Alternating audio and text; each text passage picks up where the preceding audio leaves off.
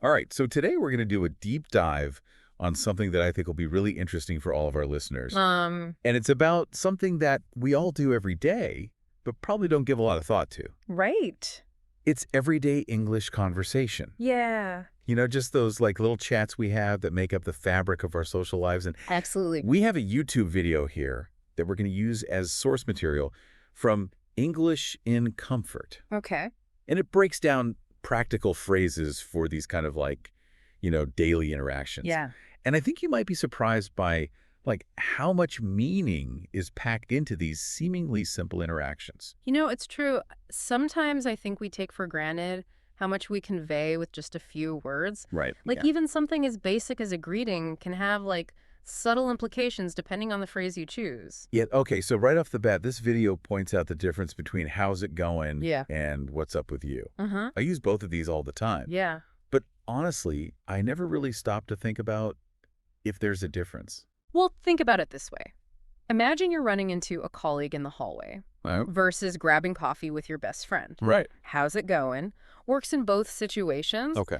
Because it strikes that balance between friendly and professional. Uh-huh. But what's up with you is much more casual. It suggests like a closer relationship and an invitation for a more in-depth conversation. I see. So it's all about fitting like the level of formality to the situation and how well you know the person. Right. So is that kind of what people mean by reading the room? Exactly. Okay. And then what about those standard responses we all fall back on? Yeah. The video mentioned, not bad, just keeping busy and staying busy. Uh-huh. Like, is it really that simple? Sometimes the simplest phrases are the most effective. Oh. Think about it. Those responses acknowledge the question without necessarily opening the floodgates for a long, detailed answer. Like a social signal that you're engaged with life, but maybe not in the mood for a deep dive right now. Now that you mention it, I've definitely used staying busy as a polite way to wrap up a conversation I didn't really have time for. Right. So it's almost like a subtle code. Exactly.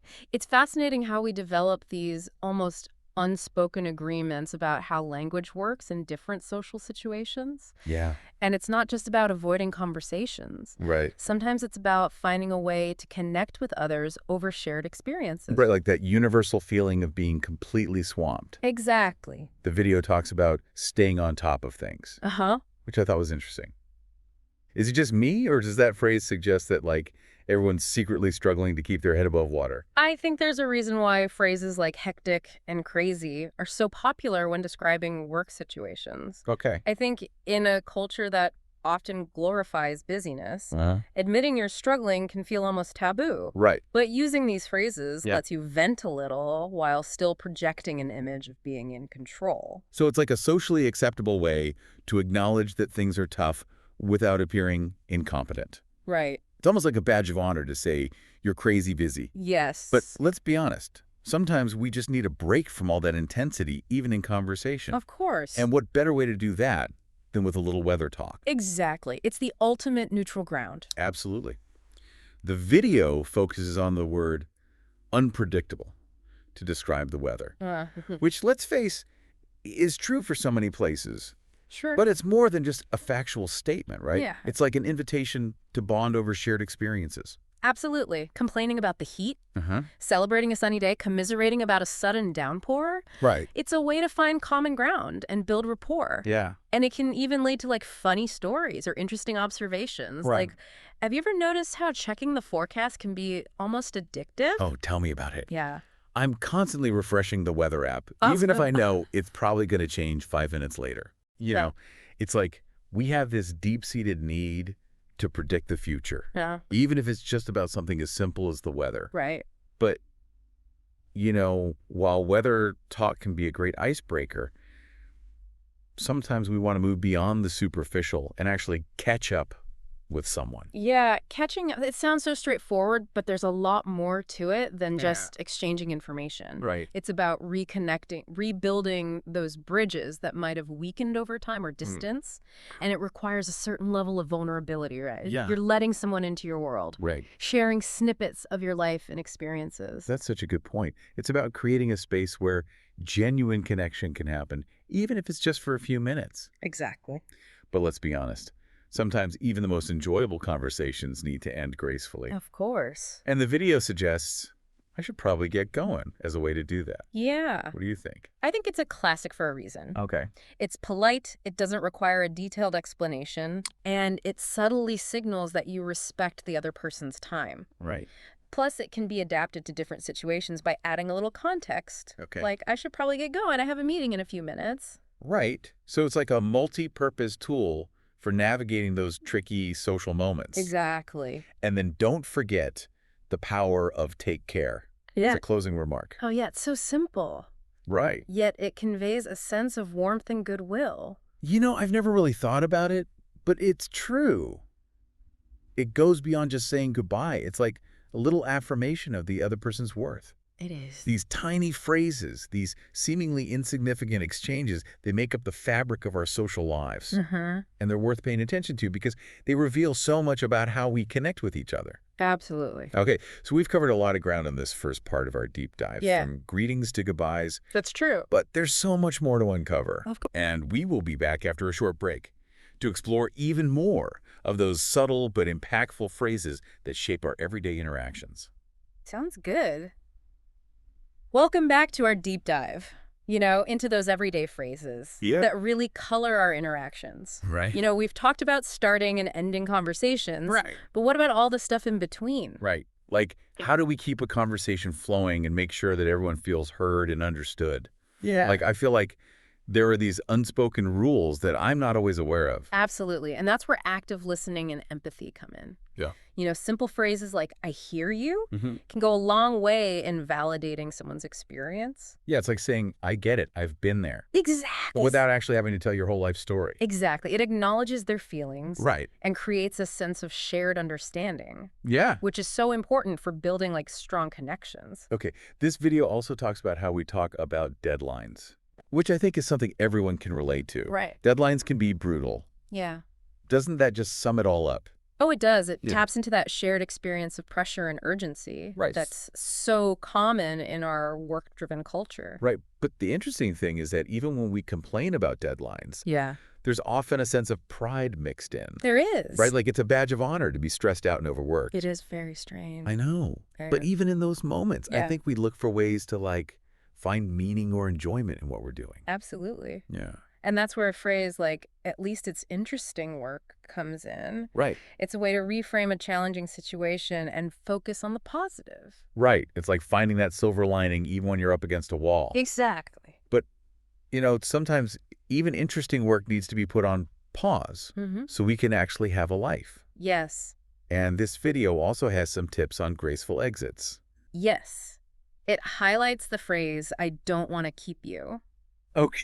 Which is a really thoughtful way to acknowledge the other person's time. Right. It shows that you respect their schedule and don't want to impose. It's so much better than just saying, okay, gotta go. Right. It adds that layer of politeness and consideration. Absolutely. And usually you follow it up with a reason for leaving, right? Right. Something like, I've got a meeting, or I need to pick up the kids. Right. It provides context and makes the exit feel more natural. Right. And then you can wrap things up with a positive note. It was great catching up. That's a good one. Yeah. Because it reinforces that you enjoyed the conversation. And look forward to connecting again in the future. Exactly. It keeps those lines of communication open. Right.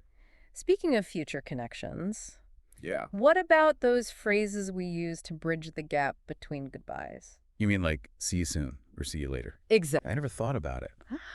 But they do sort of imply that there will be another interaction. They do. They're almost like promises of future encounters. Right. And the interesting thing is the choice of phrase can signal the level of closeness in a relationship. Okay, so see you around might be more casual. We'll talk to you soon. Yes. Suggests a more intentional connection. Exactly. It's like these tiny phrases carry a lot of weight. They do. Yeah. And it speaks to the power of language to shape our perceptions and expectations. Right. But, beyond all these greetings and goodbyes, there's one more element that's crucial for healthy communication. Okay. Expressing appreciation. Oh, absolutely. Gratitude is so important. It is. I feel like we often take for granted the little things people do for us. It's true. But a simple thanks or a more heartfelt thank you so much can make all the difference. Yeah. And what's even more powerful is acknowledging the specific action or gesture that you're grateful for. Right, like saying, thanks for your help with this project. Or, I really appreciate you taking the time to listen. Exactly. It shows that you're paying attention and that you value their efforts. Right, and that kind of genuine appreciation can go a long way in strengthening your relationships. It does. It creates like a positive feedback loop that benefits everyone involved. It does. Wow, we've covered a lot of ground. We have. From subtle greetings to heartfelt expressions of gratitude. It's amazing how much meaning is packed into our everyday conversations. It is. And the more we pay attention to these nuances, the more skilled we become at navigating the complexities of human connection. So true. But before we get ahead of ourselves, I think it's time for a quick pause. Okay. We'll be back shortly to wrap up our deep dive and explore what we can all take away from these fascinating insights.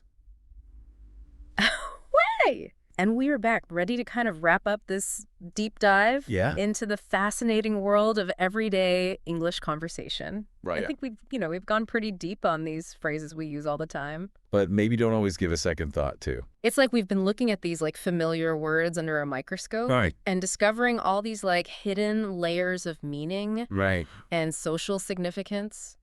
You know, one of the things that struck me while watching this video was how important it is to be observant. It's not just about like memorizing phrases. Right. It's about paying attention to how people use language in real life situations. Absolutely. It's like becoming a linguistic detective. Right. Noticing the subtle cues and patterns that shape our communication. Yeah. And the beauty of it is that you can practice this skill.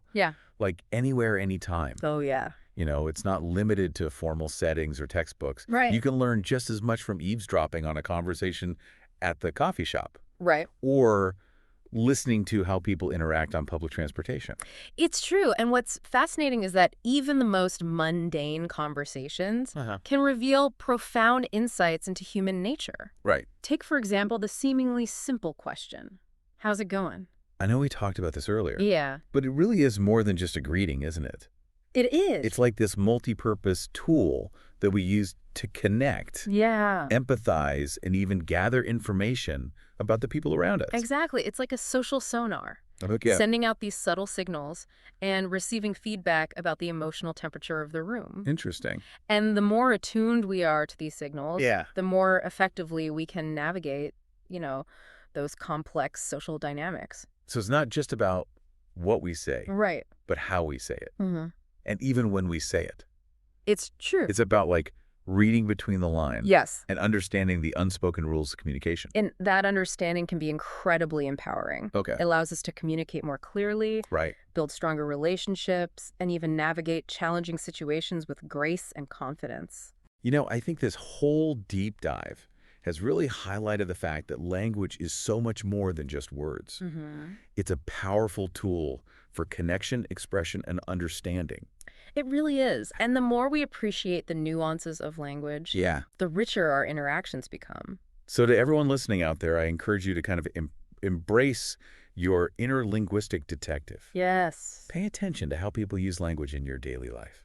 You might be surprised by what you discover. It's true. Well, thanks for joining us on this deep dive into the ever-evolving world of everyday English conversation. Yes, thank you. Until next time, keep those conversations flowing. Keep observing and keep learning. Take care, and remember the power of language is always at your fingertips.